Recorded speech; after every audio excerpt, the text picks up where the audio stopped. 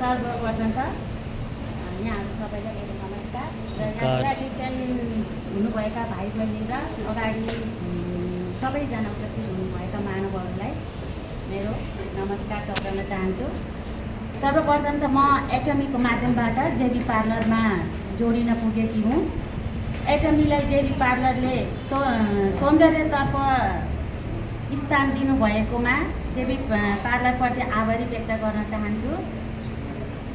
एटमीको स्थापना 2009मा भएको हो। यसका संस्थापक श्री पार्थ खान गिल हुनुहुन्छ।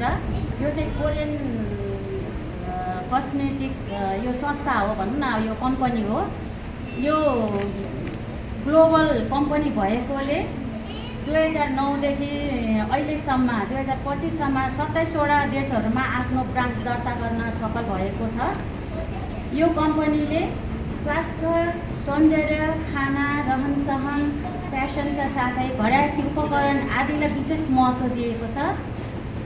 विभिन्न अवार्ड जित्न सफल भएको यो कम्पनीका प्रडक्टहरू जसले प्रयोग गर्छ उसैलाई मात्र त्यसको महत्त्व थाहा हुन्छ।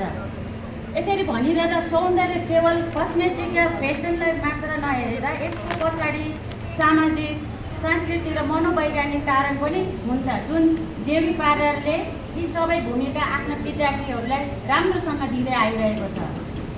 म व्यवसाय गर्ने भएकोले धेरै पार्लरहरूमा पनि गएकी छु र त्यहाँको वातावरण पनि बुझेकी छु।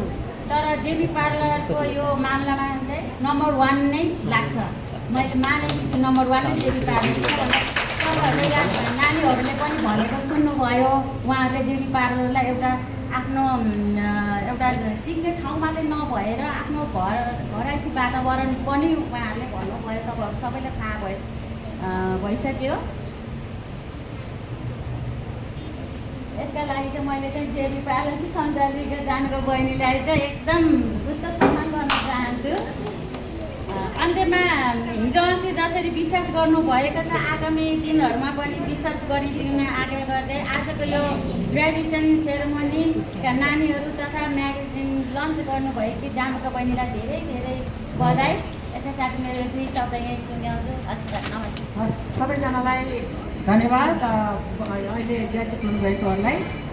अनि विशेष गरी हाम्रो माननीयज्यू रघुनाथ महर्जनज्यू अनि त्यसमा हुनुभएका हाम्रा अतिथिहरूलाई म धेरै गर्न चाहन्छु। र मैले यति धेरै सुने कि मेरो पनि आफ्नो कार्य व्यस्तताले गर्दाखेरि अथवा विभिन्न परिस्थितिले गर्दाखेरि नाउ लागेको थियो है। अनि धेरै नै गाह्रो भएको थियो। तर यहाँ आए यस्तो कार्यक्रममा चाहिँ जानुपर्ने रहेछ। नानीहरू ग्रेजुएसन भएको देख्दाखेरि एकदम धेरै खुसी भएर हामी कतिचोटि काम गर्ने मान्छेहरू पनि थाक्ने, गल्ने, लड्ने गर्छौँ है, निराश हुन्छौँ जिन्दगीमा। तर नानीहरूको उत्साह देख्दाखेरि मलाई यस्तो खुसी लाग्यो। 0 लेभलबाट सबैजनाले भन्नुभयो 0 लेभलबाट नट ओन्ली ब्युटिसियन होइन, धेरै कुराहरू उहाँहरूले चाहिँ आफ्नो इनर पनि कसरी इनर ब्युटी पनि कसरी राख्ने भन्ने कुराहरू पनि सिक्नुभयो र अनि आफू कसरी फ्रेस हुने भन्ने कुरा राम्रो हुने गरेर सिक्नु भएकोले म एकदमै उत्साहित भएको छु। अनि मैले चाहिँ उहाँहरूलाई भाइ बुहारी भन्छु। अनि बुहारीको त्यो एउटा उत्साह देखेर अनि उहाँको जाँगर देखेर र उहाँले गर्नुभएको काम देखेर म धेरै उत्साहित भएको छु। अनि सुन्दर ढोकाको म्यामले पनि भन्नुभएको कुरा सुनेर अनि उहाँ म्यामले पनि भन्नुभयो कस्तो उहाँहरूले पठाउनु भएको रहेछ होइन।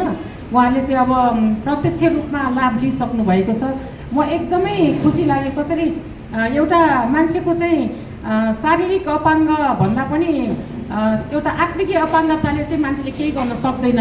तर उहाँहरूको शारीरिक अपाङ्ग भए तापनि एउटा मान्छेको हुन्छ नि जुन एउटा जोस जागर र आत्मिक अपाङ्ग नभएको कारणले मनको चाहिँ अपाङ्ग नभएको कारणले यो काम गर्न सफल हुनुभएको छ। अनि म एकदमै धेरै खुसी छु। र अनि यो शारीरिक अपाङ्गतालाई चाहिँ मैले केही पनि सोचिनँ। मलाई यो चाहिँ सरकारबाट एकचोटि जापान जाने मौका पाएको थिएँ। जसको हात चल्दैन उसलाई चाहिँ खुट्टाले गर्ने काम दिएको थियो, मेसिन चलाउने। अनि जसको खुट्टा चल्दैन उसलाई चाहिँ हातले गर्ने काम दिएको थियो होइन। अनि जसले आँखा देख्दैन अब त्यसलाई चाहिँ अरू कामहरू दिएको थियो। गर्दा चाहिँ कोही पनि मान्छेहरू चाहिँ त्यहाँ चाहिँ खाली नबस्दो रहेछ कि। अनि हात नचलेपछि अपाङ्ग, खुट्टा नचलेपछि अपाङ्ग भन्छौँ हामी यहाँ चाहिँ। तर विदेशमा चाहिँ त्यसरी काम लाउँदो रहेछ। सायद हाम्रो सरकारबाट यो कुराहरू सिकेर पछि राम्रो हुन्छ होला भन्ने आशा गरेको छु। सङ्घ संस्थाहरूले कोसिस गरिसकेको छ र हाम्रो सुन्दर ढोकाको म्यामले भनिसक्नुभयो कि मकवानपुरमा पार्लर खोल्ने भनेर यो काम सुरु भएको छ। यदि सरकारबाट भयो भनेदेखि चाहिँ यो अझै धेरै राम्रो हुनेछ।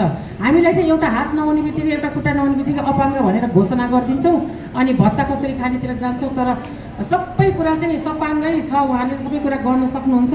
अब केही पनि नहुनेको पनि विवेक एकदमै राम्रो छ भने उहाँले सिकाउन सक्नुहुन्छ भन्ने कुरा चाहिँ कहिले पनि मान्छेले सोचेको हुँदैन है।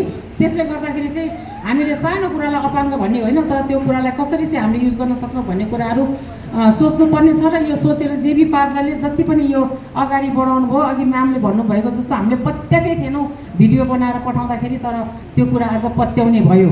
सबै नपत्याउने कुराहरू पत्याउने भएर देखेका छौँ। अनि यति धेरै नानीहरू ग्रेजुएट हुनुभयो, म धेरै नै खुसी छु। नानीलाई धेरै धेरै बधाई तथा कङ्ग्रेचुलेसन। अनि नआत्तिनु होला, मेकअप नगर्दा पनि राम्रो मान्छेलाई किन गर्नु पऱ्यो मेकअप, होइन उहाँलाई। अनि कसैलाई कस्तो खालको मेकअप सुहाउँछ थाहा छैन हामीलाई, तर everybody looking very very beautiful है, कति राम्रो मेकअप। अनि म्याम आफै पनि ब्युटिफुल।